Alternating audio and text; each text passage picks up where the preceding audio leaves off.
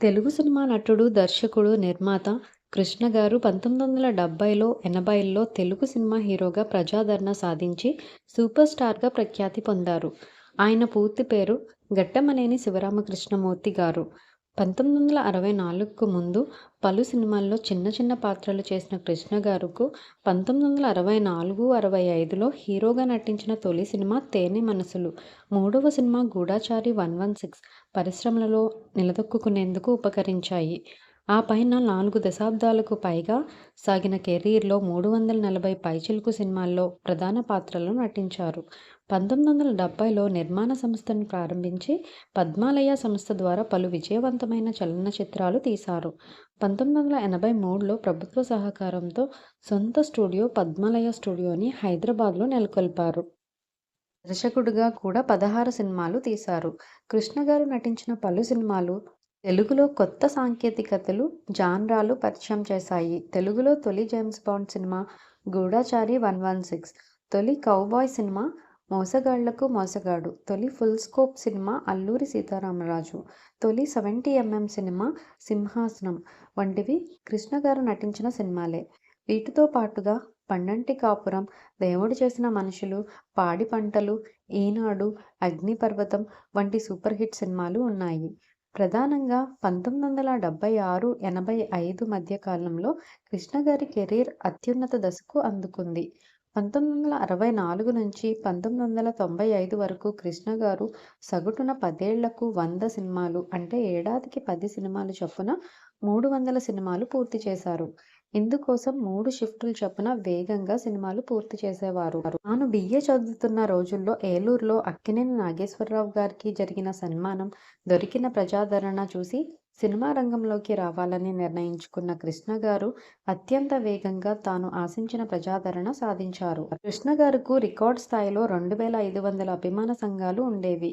ఆయన అత్యున్నత దశలో ఉండగా ఒక సినిమా శతదినోత్సవానికి ఆంధ్రప్రదేశ్ నుంచి మద్రాసుకు 30,000 మంది అభిమానులు స్వచ్ఛందంగా 400 బస్సుల్లో తరలివచ్చారు. కృష్ణ గారి 'అల్లూరి సీతారామరాజు' చిత్రానికి ఉత్తమ నటుడిగా నంది పురస్కారం ఆంధ్రప్రదేశ్ ప్రభుత్వం అందించింది. ఆయనకి ఫిల్మ్ఫేర్ సౌత్ జీవిత సాఫల్య పురస్కారం 1997, ఎన్టీఆర్ జాతీయ పురస్కారం 2003, ఆంధ్ర విశ్వవిద్యాలయం గౌరవ డాక్టరేట్ 2008, పద్మభూషణ్ పురస్కారం 2009లో లభించాయి.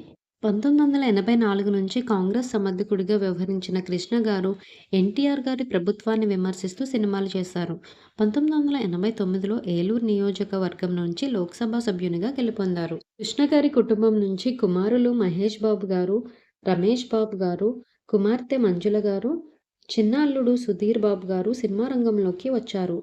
తోటి నటి అయిన విజయ నిర్మల గారును 1969లో ప్రేమించి రెండవ పెళ్లి చేసుకున్నారు. కుమారుడు మహేష్ బాబు గారు పలు విజయాలను అందుకొని ప్రేక్షకుల నుంచి సూపర్ స్టార్ అన్న తండ్రి బిరుదుని పొందారు. విజయ నిర్మల గారు అత్యధిక చిత్రాలు దర్శకత్వం వహించిన మహిళా దర్శకురాలుగా నిలిచారు. 2010 దశకంలో కృష్ణ గారు నటన నుంచి, రాజకీయాల నుంచి విరమించుకుని విశ్రాంతి తీసుకుంటున్నారు. కృష్ణ గారి బాల్యం, విద్యాభ్యాసం గురించి ఇప్పుడు తెలుసుకుందాం. కృష్ణ గారు 1943 మే 31న గుంటూరు జిల్లా తెనాలి మండలంలోని తెనాలి పట్టణానికి 4 కిలోమీటర్ల దూరంలోని గుర్రెపాలెం గ్రామస్తులైన ఘట్టమనేని నాగరత్నమ్మ గారు, వీరరాఘవయ్య చౌదరి గారి దంపతుల పెద్ద కొడుకుగా జన్మించారు. ఆయనది రైతు కుటుంబం. తల్లిదండ్రులు పెట్టిన పేరు శివరామకృష్ణమూర్తి కాగా, సినిమాల్లోకి వచ్చినప్పుడు అదుర్తి సుబ్బారావు గారు ఈ పేరును కృష్ణగా కుదించారు. చిన్నతనం నుంచి ఆయనకి ఎన్టీ రామారావు గారు అభిమాన నటుడు. పాతాళ భైరవి అభిమాన చిత్రం. కృష్ణ గారి తల్లిదండ్రులకు పెద్ద కొడుకు. అతనికి 3 తోబుట్టువులు ఉన్నారు. ఆయన తల్లిదండ్రులకు కృష్ణ గారిను ఇంజనీర్‌ను చేయాలన్న కోరిక ఉండేది.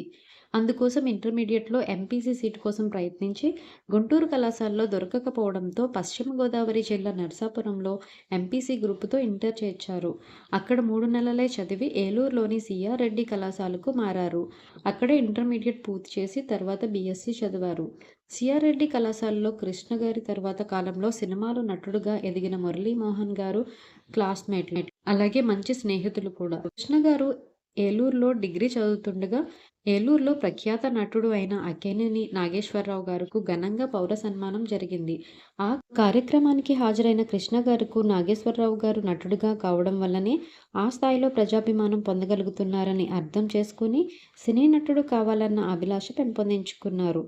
డిగ్రీ పూర్తి చేశాక ఇంజనీరింగ్ కోసం ప్రయత్నించిన కృష్ణ గారుకు సీట్ రాలేదు.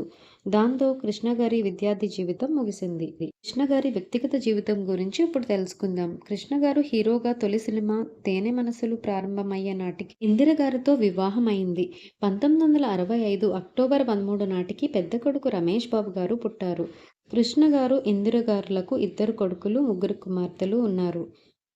చిన్న కొడుకు మహేష్ బాబు గారు తెలుగు సినిమా రంగంలో ప్రముఖ నటుడిగా స్థిరపడ్డారు. కృష్ణ గారి కుటుంబం నుంచి కుమార్తె మంజుల గారు నటనా నిర్మాణం, దర్శకత్వం చేస్తున్నారు. చిన్న అల్లుడు సుధీర్ బాబు గారు హీరోగా పేరు తెచ్చుకుంటున్నారు. మరో అల్లుడు గల్లా జయదేవ్ గారు రాజకీయ నాయకుడు.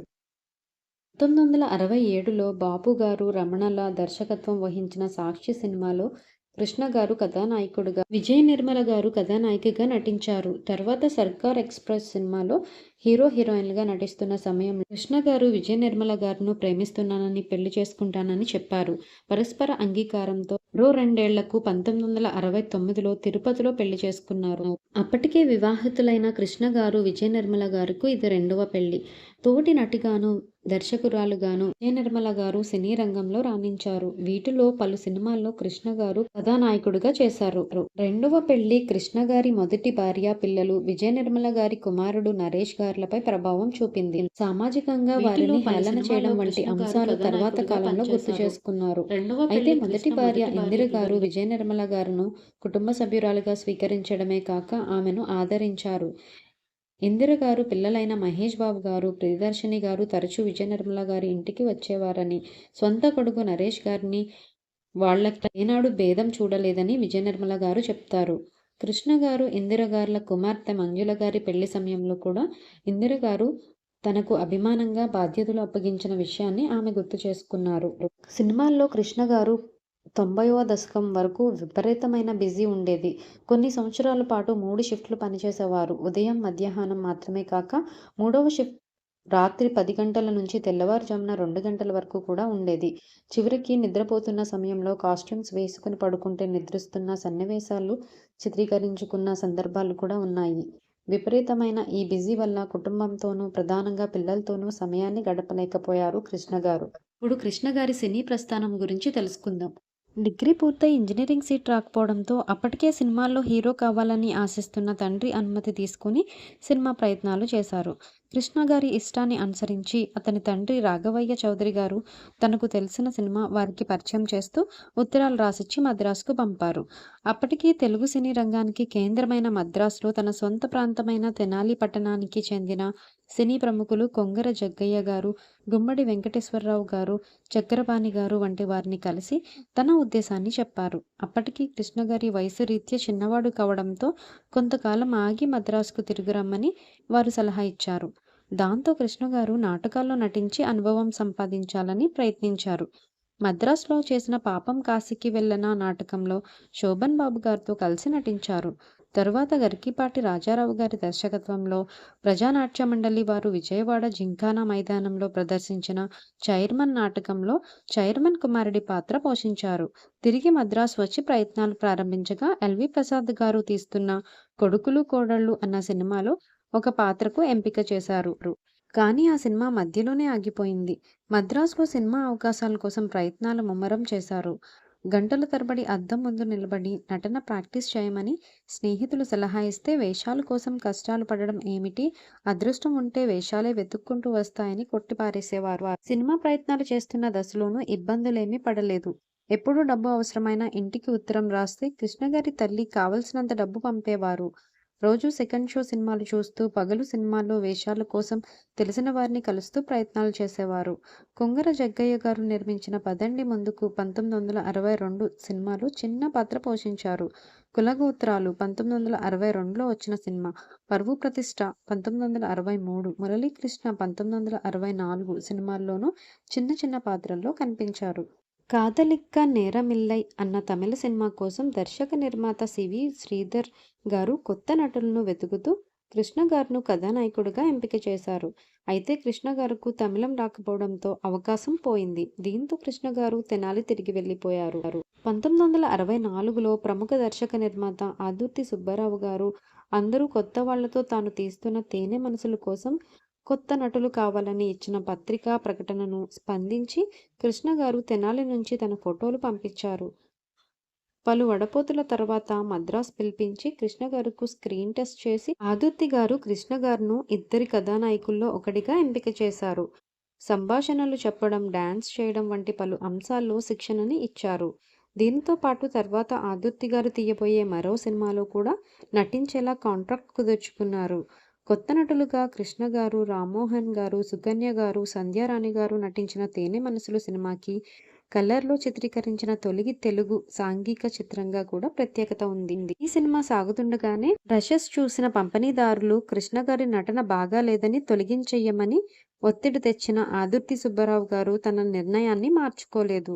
1965 మార్చి 31న విడుదలై విజయం సాధించింది. 6 నెలల తర్వాత ఆదుర్తి సుబ్బారావు గారు ప్రారంభించిన కన్నె మనసులు సినిమాలో ముందస్తు ఒప్పందం ప్రకారం తేనె మనసులో హీరో హీరోయిన్లతో పాటు కృష్ణ గారు కూడా నటించారు. హీరోగా 2 సినిమాలైన కన్నె మనసుల్లో నటిస్తున్న సమయంలోనే నిర్మిస్తున్న గూఢాచారి 116 సినిమాలో హీరోగా కృష్ణ గారుకు నిర్మాత డూండి అవకాశం ఇచ్చారు. తేనె మనసులు సినిమాలో స్కూటర్తో కారును చేజ్ చేస్తూ స్కూటర్ను వదిలేసి కారు మీదకి జంప్ చేసే సన్నివేశం చూసి డూప్ లేకుండా కృష్ణ గారు ఆ సన్నివేశంలో నటించిన సంగతి తెలుసుకున్న డూండి తన జేమ్స్ బాండ్ చిత్రానికి హీరోగా ఎంపిక చేశారు. 2 సినిమాలు దాదాపుగా ఒకే సమయంలో చిత్రీకరణ జరుపుకొని 1966లోనే విడుదలయ్యాయి. కన్నె మనసులు జూలై 22న విడుదలై యావరేజ్గా నిలిచింది. ఆగస్టు 11న విడుదలైన గూఢాచారి 116 సినిమా సంచలన విజయం సాధించి కృష్ణ గారి కెరీర్లోనే పెద్ద హిట్గా నిలిచింది. ఇది తొలి తెలుగు జేమ్స్ బాండ్ తరహా సినిమా. కృష్ణ గారికి ప్రేక్షకుల్లో ఆంధ్ర జేమ్స్ బాండ్ అన్న పేరు వచ్చింది. ఈ విజయంతో కృష్ణ గారు ఒకేసారి 20 సినిమాల్లో హీరోగా బుక్ అయ్యారు.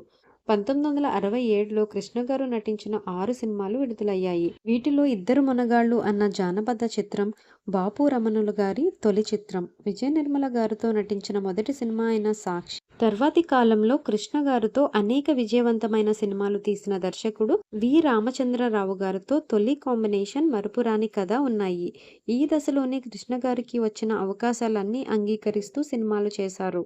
ఎవరికి ఏ సినిమా ఎందుకు చేస్తున్నానో చూసుకునే తీరిక కూడా ఉండేది కాదు అని కృష్ణ గారు చెప్పుకున్నారు. గూఢాచారి 116 వల్ల కృష్ణ గారుకు వచ్చిన ఇమేజ్ ప్రభావం చాన్నాళ్లు ఉంది. 2 దశాబ్దాల్లో మరో 6 జేమ్స్ బాండ్ తరహా చిత్రాలు చేసిన కృష్ణ గారుకు దాదాపుగా అన్ని విజయాన్ని సంపాదించి పెట్టాయి. 1968లో కృష్ణ గారు నటించిన 10 సినిమాలు విడుదలయ్యాయి. 1969లో రికార్డ్ స్థాయిలో 19 సినిమాలు విడుదలయ్యాయి. 1970లో 16 సినిమాలు, 1971లో 11 సినిమాలు, 1972లో 18 సినిమాలు, 1973లో 15 సినిమాలు, 1974లో 13 సినిమాలు, 1975లో 8 సినిమాలు విడుదలయ్యాయి. ఈ దశలో కృష్ణ గారు రోజుకు 3 షిఫ్ట్లు చొప్పున విరామం ఎరగక సినిమాలు చేయడం ప్రారంభించారు. సినిమా అవకాశాల మీద అవకాశాలు వస్తున్నా, విజయవంతం అవుతున్నా అప్పటి వరకు నటునిగానే ఉన్నానని భావించిన కృష్ణ గారు తనకు స్టార్డమ్ తెచ్చిపెట్టే సినిమాలు తీయాలని ఆశించి 1970లో తన సొంత నిర్మాణ సంస్థ పద్మాలయ పిక్చర్స్ ప్రారంభించారు. కృష్ణ గారి తమ్ముళ్ళు హనుమంతరావు గారు, ఆదిశేషగిరిరావు గారు నిర్మాతలుగా వ్యవహరిస్తూ నిర్మాణ వ్యవహారాలు పర్యవేక్షించేవారు. పద్మాలయ వారి మొదటి సినిమాగా అగ్ని పరీక్ష సినిమా నిర్మాతమైంది. అది పెద్ద విజయం సాధించలేదు. అయితే రెండవ సినిమాగా 1971లో తీసిన మోసగాళ్లకు మోసగాడు మాత్రం భారీ విజయాన్ని అందుకుని సాహసిగా కృష్ణ గారికి పేరును తెచ్చిపెట్టింది. మోసగాళ్లకు మోసగాడు సినిమా ఆంగ్లంలోకి ట్రెజర్ హంట్ పేరిట అనువాదమై 123 దేశాల్లో విడుదలయ్యి మంచి విజయాన్ని సాధించింది. కృష్ణ గారు ఆశించిన విధంగా ఆయనకి స్టార్ హోదా సాధించిపెట్టింది. 1972లో నటుడు ప్రభాకర్ రెడ్డి గారిని భాగస్వామిగా తీసుకుని కుటుంబ కథా చిత్రమైన పండంటి కాపురం నిర్మించారు. ఇది మంచి విజయాన్ని సాధించింది. 1974లో స్వంత బ్యానర్పై అల్లూరి సీతారామరాజు సినిమా తీశారు. 1973లోనే కృష్ణ గారు, విజయ నిర్మల గారు కలిసి విజయకృష్ణ ప్రొడక్షన్స్ అనే నిర్మాణ సంస్థని స్థాపించి విజయ నిర్మల గారు దర్శకురాలుగా తొలి సినిమా మలయాళంలోనూ మలి చిత్రం తెలుగులోనూ తీశారు. విజయ నిర్మల గారు తెలుగులో కృష్ణ గారు తాను ప్రధాన పాత్రలుగా తీసిన తొలి సినిమా నవలా చిత్రం మీనా మంచి విజయాన్ని సాధించింది. ఈ దశలో కృష్ణ గారుకు మంచి విజయాలు సాధించిపెట్టిన మరో జాన్రా క్రైమ్ సినిమాలు. 1968-70 మధ్య కాలంలో పలు క్రైమ్ సినిమాలు చేసినా 1970లో వచ్చిన పగ సాధిస్తా సినిమా ఈ జాన్రాలో కృష్ణ గారి దశ మార్చింది. దీని తర్వాత రెండేళ్లలో కృష్ణ గారు నటించిన 8 క్రైమ్ సినిమాలు విడుదలయ్యాయంటే దీని ప్రభావం అర్థం చేసుకోవచ్చు. హాలీవుడ్లో ప్రఖ్యాతి చెందిన కౌబాయ్ సినిమాల్ని తెలుగులోకి తీసుకువస్తూ కృష్ణ గారు సొంత నిర్మాణంలో తీసిన మోసగాళ్లకు మోసగాడు, ప్రముఖ బ్రిటిష్ వ్యతిరేక విప్లవ యోధుడు అల్లూరి సీతారామరాజు జీవితం ఆధారంగా తీసిన అల్లూరి సీతారామరాజు సినిమా కృష్ణ గారి కెరీర్కు మరింత సాయపడ్డాయి. భారీ బడ్జెట్లో తీసిన ఈ సినిమాలు నిర్మాణ దశలో ఉండగా పలు అవాంతరాలు ఎదురయ్యాయి. అల్లూరి సీతారామరాజు గారి జీవితాన్ని విప్లవ జ్యోతి అల్లూరి సీతారామరాజు పేరిట సినిమాగా తీస్తానని 1957లోనే ప్రకటించి తర్వాత స్క్రిప్ట్ను పక్కన పెట్టి ఎన్టీ రామారావు గారు తీయకుండా తాత్సారం చేస్తుండటంతో కృష్ణ గారు నిర్మించారు. ఎన్టీ రామారావు గారు కృష్ణ గారును ఆ సబ్జెక్ట్ ప్రజాదరణ పొందలేదని తీయవద్దని వారించినా వినలేదు. అయితే ఆ అంశంపై వారిద్దరి నడుమ అభిప్రాయ భేదాలు తలెత్తాయి. మోసగాళ్లకు మోసగాడు అల్లూరి సీతారామరాజు సినిమాలను అప్పటి సినీ పరిశ్రమ లెక్కల ప్రకారం భారీ బడ్జెట్ సినిమాలకు రెట్టింపు బడ్జెట్తో నిర్మించారు. మోసగాళ్లకు మోసగాడు సినిమాను తార్ ఎడారి, రాజస్థాన్ కోటలు, పాకిస్తాన్ టిబెట్ సరిహద్దులు వంటి ప్రాంతాలకు వెళ్లి చిత్రీకరించారు. ఆ సినిమాలు నిర్మాణం అవుతుండగా పలువురు పరిశ్రమ పెద్దలు ఇవి కృష్ణ గారును పద్మాలయ ప్రొడక్షన్ను నష్టాల్లో ముంచేస్తాయని చెప్పిన జోస్యాలు వమ్మయ్యేలా అనూహ్య విజయాలు సాధించాయి. అల్లూరి సీతారామరాజు భారీ విజయాన్ని అందుకున్నాక 1974లోను 75లోను కృష్ణ గారి కథానాయకుడిగా విడుదలైన పలు సినిమాలు పరాజయం పాలయ్యాయి. అల్లూరి సీతారామరాజు సినిమాని విడుదల కాకముందే చూసిన చక్రపాణి సినిమా చాలా బాగా నచ్చిందని, ఇంతటి మహోన్నతమైన పాత్రలో చూసిన ప్రేక్షకులు మిగతా పాత్రల్లో చూసి కృష్ణ గారిని అంగీకరించలేరని, అలా ఓ 10 సినిమాల వరకు ఫ్లాప్ అవుతాయని చెప్పిన జోస్యం నిజమైంది. అలా అల్లూరి సీతారామరాజు ప్రపంచంలో కొట్టుకుపోయిన సినిమాల్లో విజయ నిర్మల గారు దర్శకురాలు కృష్ణ గారు, విజయ నిర్మల గారు ప్రధాన పాత్రల్లో తీసిన దేవదాసు సినిమా ఒకటి. కొత్త సాంకేతికత జోడించి దేవదాసు కథ మళ్లీ తీస్తే ప్రేక్షకులు ఆదరిస్తారన్న విజయ నిర్మల గారి నమ్మకం అమ్మైంది. అక్కినేని నాగేశ్వరరావు గారు ఈ సినిమా విడుదలకు కొద్ది రోజుల ముందు తన దేవదాసు సినిమా హక్కులు కొని మళ్లీ విడుదల చేయడంతో నాగేశ్వరరావు గారు దేవదాస్ మళ్లీ హిట్ అయి కొత్త సినిమా బాగా దెబ్బతింది. అయితే కృష్ణ గారు, విజయ నిర్మల గారు ఈ సినిమా పరాజయం పాల్కావడంతో చాలా బాధపడ్డారు. పౌరాణికాల్లో నందమూరి తారక రామారావు గారు, సాంఘికాల్లో అక్కినేని నాగేశ్వరరావు గారు, జానపదాల్లో కాంతారావు గారు అప్పటికే సుస్థిరమైన స్థానాన్ని సంపాదించుకుని ఉన్న స్థితిలో సినిమాల్లో అడుగుపెట్టిన కృష్ణ గారు 1975 నాటికల్లా అగ్రకథానాయకుడిగా స్థానాన్ని సంపాదించుకున్నారు. ఈ దశలో అగ్రతారులైన ఎన్టీఆర్ గారు స్త్రీ జన్మ, నిలువు దోపిడీ, దేవుడు చేసిన మనుషులు, మిత్ర కుటుంబం, నాగేశ్వరరావు గారు అక్కా చెల్లెళ్ళు, మంచి కుటుంబంలు సహా పలువురు తోటి హీరోలతో అనేక మల్టీస్టారర్ సినిమాలు చేశారు. కృష్ణ గారి యాక్షన్ సినిమాల ద్వారా అగ్రపదాన్ని చేరుకుంటున్న సమాంతరంగా ఉండమ్మ బొట్టు పెడతా, పండంటి కాపు, రాజుల కిష్టయ్య, దేవుడు చేసిన మనుషులు, మాయదారి మల్లిగాడు లాంటి కుటుంబ కథా చిత్రాలు కూడా చేశారు. మోసగాళ్లకు మోసగాడు ఘన విజయం సాధించడంతో పలువురు కౌబాయ్ సినిమాల నిర్మాణం చేపట్టారు. వాటిలో అధిక శాతం సినిమాల్లో హీరోగా కృష్ణ గారే నటించారు. కృష్ణ గారి 100వ చిత్రమైన అల్లూరి సీతారామరాజు 1974లో విడుదలైంది. హీరోగా తొలి సినిమా విడుదలైన 9 సంవత్సరాలకల్లా కృష్ణ గారు 100 సినిమాలు పూర్తి చేసుకున్నారు. అల్లూరి సీతారామరాజు సినిమా అత్యంత విజయవంతమయ్యాక 1974, 1975లో కృష్ణ గారు చేసిన పలు సినిమాలు ఫ్లాప్ అయ్యాయి. దాంతో తాను అంతకుముందు కమిట్ అయిన సినిమాలు పూర్తయ్యాక మరెవ్వరూ సినిమాలు తీయడానికి ముందుకు రాలేదు. కృష్ణ గారి కెరీర్ ఒక్కసారిగా స్తబ్దుగా అయిపోయిన దశలో తన సొంత నిర్మాణ సంస్థలో పాడి పంటలు సినిమా తీసి 1976 సంక్రాంతికి విడుదల చేయాలని నిర్ణయించుకున్నారు. అప్పటి వరకు ప్రధానంగా ఎన్టీ రామారావు గారు, అక్కినేని నాగేశ్వరరావు గారు మధ్యనే ప్రధానంగా నడిచిన సంక్రాంతి సినిమాల పోటీలో కృష్ణ గారు 1976లో పాడి పంటల సినిమాతో దిగారు. 1976 సంక్రాంతికి రామారావు గారు వేములవాడ భీమకవి, శోభన్ బాబు గారి పిచ్చిమారాజు సినిమాలతో పోటీగా పాడి పంటలు విడుదలై సంక్రాంతి సినిమాగా విజయాన్ని దక్కించుకుంది. అలానే మందకొడిగా సాగుతున్న కృష్ణ గారి కెరీర్ మళ్లీ ఊపందుకునేలా చేసింది. 1977 సంక్రాంతికి విడుదల చేయడానికి నిర్మాత ఏఎస్ఆర్ రామాంజనేయులు గారు కృష్ణార్జునుడిగా కురుక్షేత్రం సినిమా తీయడం మొదలుపెట్టారు. అదే సమయానికి విడుదల చేసేందుకు మహాభారతం కథాంశంగా, కర్ణుడు కథానాయకుడుగా నందమూరి తారక రామారావు గారు తీసిన 'దానవీర శూరకర్ణ' సినిమా తీస్తుండడం వివాదానికి దారితీసింది. 'దానవీర శూరకర్ణ' సినిమా నిర్మాణం తన జీవితాశయమని, ఇలాంటి సందర్భంలో కురుక్షేత్రం తీయడం సరికాదని రామారావు గారు కృష్ణ గారిని పిలిచి చెప్పారు. అయితే కురుక్షేత్రం నిర్మాత అప్పటికే పెట్టుబడి పెట్టి ఉండడంతో వెనక్కి తగ్గలేదు. ఓ ముగ్గురు నటులను మినహాయించి కురుక్షేత్రంలో నటించేవారు ఎవరికీ 'దానవీర శూరకర్ణ'లో నటించే వీలు లేదని రామారావు గారు పట్టుబట్టారు. కురుక్షేత్రంలో ముఖ్య పాత్రలను శోభన్ బాబు గారు, కృష్ణంరాజు గారు, నాగభూషణం గారు పోషించారు. హాలీవుడ్లో ఎపిక్ సినిమాల తరహాలో భారీ సెట్టింగులు, సాంకేతిక విలువలతో అత్యంత భారీ బడ్జెట్లో సినిమా నిర్మాణమైంది. నిర్మాణ దశలో కృష్ణ గారు కూడా భాగస్వామి అయ్యారు. పౌరాణిక బ్రహ్మగా పేరుపడ్డ కమలాకర కామేశ్వరరావు గారు దర్శకత్వం, అల్లూరి సీతారామరాజు సంభాషణల రచయిత త్రిపురనేని మహారథి గారు, సాలూరి రాజేశ్వరరావు గారు సంగీతం చేశారు. ఇన్ని చేసినా వివిధ పాత్రల్లో ఎన్టీఆర్ గారు శకునిగా, దూలపాల గారి నటన, కొండవీటి వెంకట కవి గారి డైలాగులు బలంతో 'దానవీర శూరకర్ణ' సినిమానే ఘన విజయం సాధించింది.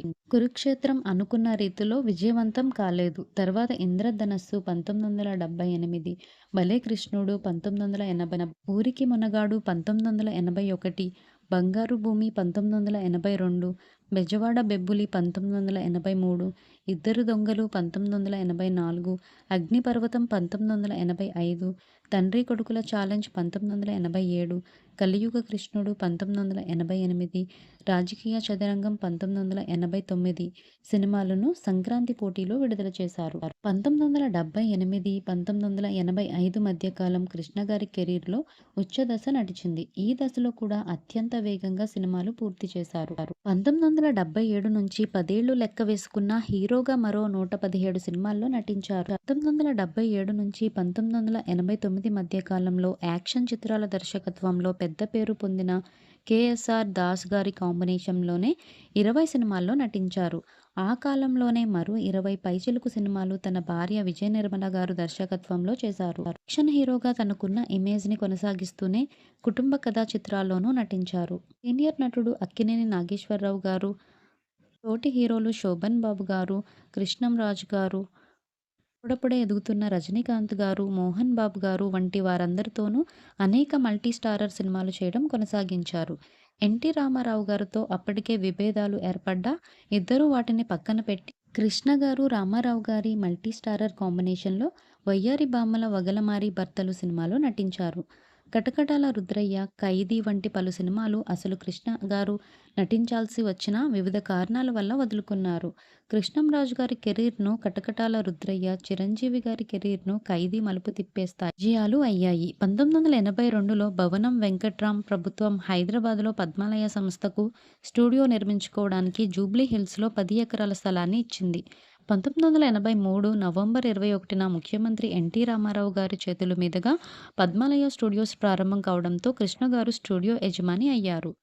1982లో తెలుగుదేశం పార్టీ పెట్టి ఎన్టీ రామారావు గారు ఏడాదిలోపు ఆంధ్రప్రదేశ్ ముఖ్యమంత్రి కావడం, రాజీవ్ గాంధీ గారి సహకారంతో కాంగ్రెస్తో అనుబంధం ఏర్పడడంతో కృష్ణ గారు ఈ దశలో రాజకీయ నేపథ్యంలో పలు సినిమాల్లో నటించారు. ముఖ్యమంత్రి, ప్రజాప్రతినిధి, నా పిలుపే ప్రభంజనం, సాహసమే నా ఊపిరి వంటి సినిమాలతో పాటుగా మలయాళంలో విజయవంతమైన సినిమాను తెలుగు రాజకీయ వాతావరణానికి అనుగుణంగా అడాప్ట్ చేసిన 'ఈనాడు' సినిమా సరిగ్గా 1982లో ఎన్నికలకు ముందు విడుదలై ఘన విజయాన్ని సాధించింది.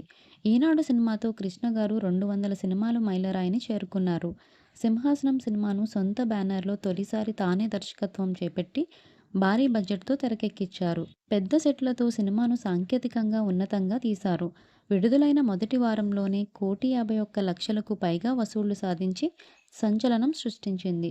విశాఖపట్నం చిత్రాలయ థియేటర్లో 100 రోజులు, విజయవాడ రాజ్ థియేటర్లో 53 రోజులు వరుసగా ఒక్క రోజు కూడా విడవకుండా హౌస్ఫుల్ అయ్యి మరో రికార్డు సృష్టించింది. 'సింహాసనం' సినిమా ద్విభాషా చిత్రం. సింహాసన్గా హిందీలో తానే నిర్మాణ దర్శకత్వం బాధ్యతలు చేపట్టి జితేంద్ర గారు కథానాయకుడిగా విడుదల చేశారు. అయితే ఇది ఫ్లాప్గా మిగిలింది. ఈ దశలో సింహాసనం, అగ్నిపర్వతం, వజ్రాయుధం, ఊరికి మొనగాడు, ఈనాడు వంటి సినిమాలు ఘన విజయం సాధించాయి. ఇవే కాక మరెన్నో సినిమాలు కమర్షియల్ విజయాన్ని సాధించి కృష్ణగారి సినీ జీవితంలో ఈ దశను అత్యున్నత స్థాయికి నిలిపాయి. 1989 నాటికే 274 సినిమాలు పూర్తి చేసుకున్న కృష్ణగారు 90వ దశకంలో తన శైలిలో భిన్నంగా కేవలం 44 సినిమాలే చేయగలిగారు. నట జీవితంలో తొలిసారి గ్యాప్ తీసుకున్నది ఈ సమయంలోనే. 1987లో కృష్ణ గారు తన పెద్ద కొడుకు రమేష్ బాబు గారిని హీరోగా పరిచయం చేశారు.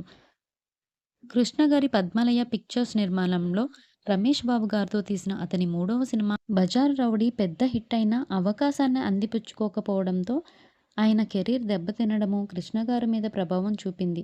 1990-92 సంవత్సరాల్లో కృష్ణగారి కెరీర్ అపజయాలతో సాగింది. ఫలితంగా కెరీర్ ప్రారంభించిన 25 ఏళ్లకు 1992లో కేవలం ఒకే ఒక్క సినిమా విడుదలైంది. 1993లో 'పచ్చని సంసారం', 'వారసుడు' సినిమాలు అనూహ్యమైన విజయాన్ని సాధించాయి. 1995 మధ్య కాలంలో నంబర్ 1, 'అమ్మ దొంగ' సినిమాలు విజయాన్ని సాధించాయి. 1990 దశకంలో చివర్లో పద్మాలయ సంస్థ హిందీలో నిర్మించిన 'సూర్యవంశం' సినిమా భారీ పరాజయం పాలయ్యేసరికి ఆర్థికంగానూ దెబ్బతిన్నారు. ఇక 2000 దశకంలో ఏడాదికి 1-3 సినిమాలు వరకు నటించసాగారు. వీటిలో కొన్ని ముఖ్య పాత్రలు గాక మరికొన్ని ప్రాధాన్యమున్న సహాయ పాత్రలు. కృష్ణ గారు వ్యక్తిగతంగా మంచి మనిషిగా, నిర్మాతల హీరోగా పేరు తెచ్చుకున్నారు. క్లుప్తంగా, ముక్కుసూటిగా, నిజాయితీగా మాట్లాడేవారు. తన సినిమా ఫ్లాప్ అయితే నిర్మొహమాటంగా ఆ సంగతి అంగీకరించేవారు. తన బలాలతో పాటు లోపాలైన తనకున్న పరిమితులపైన కూడా చక్కని అవగాహన ఉండేది. టాప్ స్టార్లుగా ఎన్టీ రామారావు గారు ఉన్న దశలో వారిద్దరికీ ప్రత్యేకించి కొందరు నిర్మాతలు ఉండేవారు. వారితోనే ఎక్కువ సినిమాలు చేసేవారు. ఆ దశలో కృష్ణ గారు కొత్త నిర్మాతలకు డేట్స్ ఇచ్చి సినిమాలు చేసి వారికి పరిశ్రమలో రావడానికి మార్గంగా ఉండేవారు. తనతో సినిమా తీసి నిర్మాత ఆర్థికంగా నష్టపోయినప్పుడు ఆయనే నిర్మాత వద్దకు వెళ్ళి వాళ్ళు దెబ్బతినకుండా ఉండేందుకు వెంటనే మంచి సినిమా ప్లాన్ చేయమని అడ్వాన్స్ అక్కర్లేదని డేట్లు ఇచ్చేవారు. విడుదలకు ముందు నిర్మాతలు ఇబ్బందులు ఎదుర్కొంటూ ఉంటే తన పారితోషికం వదులుకునేవారు. హీరోగా ఆయన పైకి రావడానికి మంచితనం కూడా ఒక కారణం. కొత్త కొత్త సాంకేతిక అంశాలు ప్రవేశపెట్టడంతో పాటు రిస్క్ తీసుకుని దెబ్బలు తినైనా ఫైట్ సీన్లను పండించడం వల్ల కృష్ణ గారును డాషింగ్ అండ్ డేరింగ్ హీరో అని పిలిచేవారు. ఈ క్రమంలో షూటింగుల్లో బైక్ మీద, గుర్రాల మీద పడిపోవడం, ప్రమాదవశాత్తు కత్తిగాట్లు పడడం, ప్రతినాయక పాత్రధారిని పైకెత్తబోయి కింద పడడం వంటివెన్నో ఎదుర్కొన్నారు.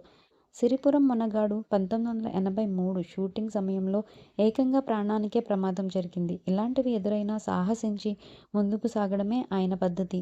సినిమా రంగం నుంచి సహాయ కార్యక్రమాలు నిర్వహణ కూడా చేసేవారు. 1972లో ఆంధ్రప్రదేశ్ కరువుతో అల్లాడుతున్న ప్రజలకు ఊరట కలిగించేలా సాయాన్ని అందించేందుకు కృష్ణ గారు విరాళాల సేకరణ కార్యక్రమాలు రూపొందించారు. అంతకుముందు ఇలాంటి సేవా కార్యక్రమాలు చేసిన ఎన్టీ రామారావు గారి స్ఫూర్తితో ఈ పని చేస్తున్నట్లు చెప్పుకున్నారు. కరువు బాధితుల సహాయ నిధికి సినిమా తారల యాత్ర పేరుతో 1972 అక్టోబర్ 28 నుంచి నవంబర్ 2 వరకు విజయవాడ, తెనాలి, గుంటూరు, రాజమండ్రి, హైదరాబాదుల్లో తోటి నటీనటుల, సాంకేతిక నిపుణులను కూడగట్టి కార్యక్రమాలు నిర్వహించారు.